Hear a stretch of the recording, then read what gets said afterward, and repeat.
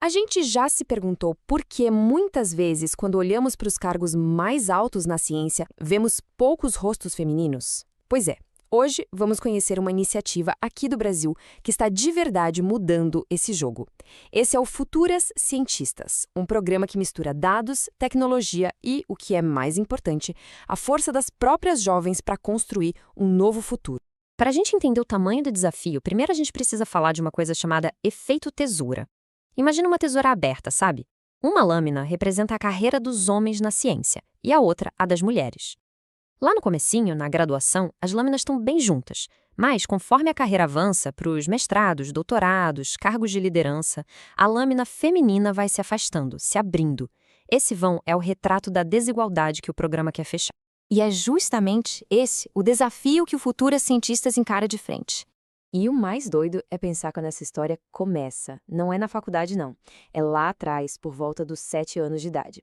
É nessa fase que a sociedade, muitas vezes sem nem perceber, começa a plantar a ideia de que exatas não é coisa de menina. Por isso, começar cedo faz toda a diferença. E é aqui que a mágica acontece. O Futuras Cientistas entra em cena, não como um cursinho qualquer, mas como uma verdadeira incubadora de talentos. Ele foi pensado para quebrar essas barreiras uma por uma e preparar a próxima geração de mulheres que vão liderar a ciência. O que faz esse programa ser tão diferente é a filosofia por trás dele. A ideia não é só decorar fórmula, sabe? É dar as ferramentas para que as meninas construam o próprio conhecimento. É sobre elas serem as protagonistas, sobre largar o eu acho que para usar o os dados mostram que. E, claro, aprender a usar a tecnologia de um jeito crítico, sempre com o pé no humano. Tá, mas como é que isso funciona no dia a dia? A grande virada de chave está na metodologia, no jeito que as alunas aprendem a encarar um problema científico. A mudança aqui é total. De um lado tem o achismo, que é basicamente um castelo de areia, basado em opinião. Do outro, uma base de concreto, feita de evidências. As alunas mergulham em dados de verdade, de plataformas como o IDESC Brasil, para investigar problemas da cidade delas. Com isso, elas conseguem criar projetos que têm o potencial de causar um impacto real na comunidade.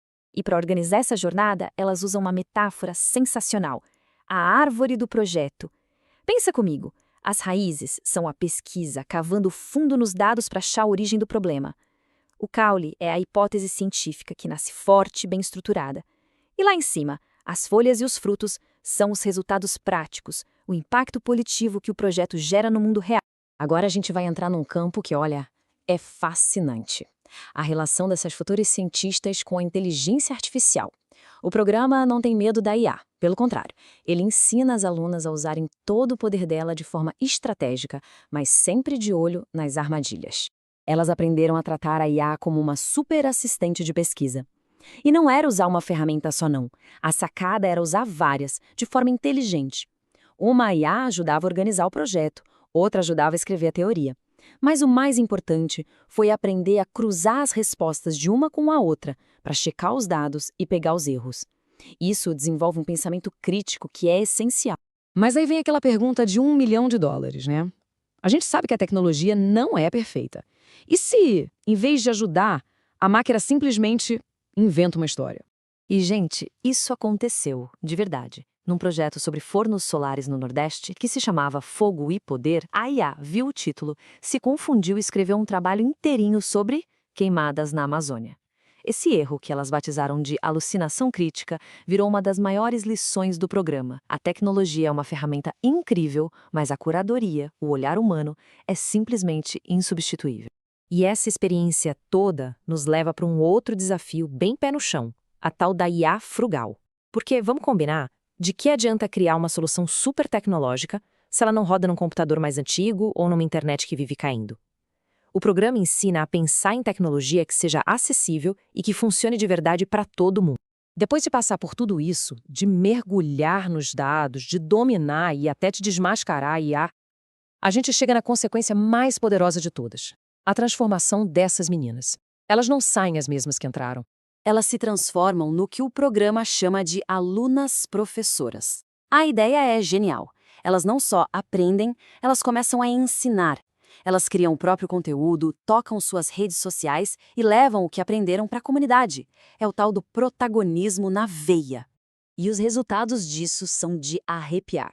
Vídeos que elas mesmas fizeram, super simples e autênticos, passaram de 1.000 visualizações. O engajamento foi muito maior do que qualquer vídeo perfeitinho que uma IA pudesse criar. É a prova de que a paixão, a verdade no olhar de quem fala, isso gera uma conexão que tecnologia nenhuma consegue copiar. E é claro que um trabalho desses não ia passar batido. O Futuras Cientistas já recebeu prêmios super importantes como o Movimento LED e o Melhores ONGs. São reconhecimentos que mostram a força e a inovação desse projeto para o Brasil inteiro. No fim das contas, a jornada dessas meninas deixa uma reflexão muito forte para a gente. No mundo cada vez mais obcecado com a perfeição das máquinas, por que será que uma história humana, autêntica, com suas falhas e sua paixão, ainda é o que mais toca a gente? A resposta, talvez, esteja no brilho dos olhos de cada uma dessas futuras cientistas.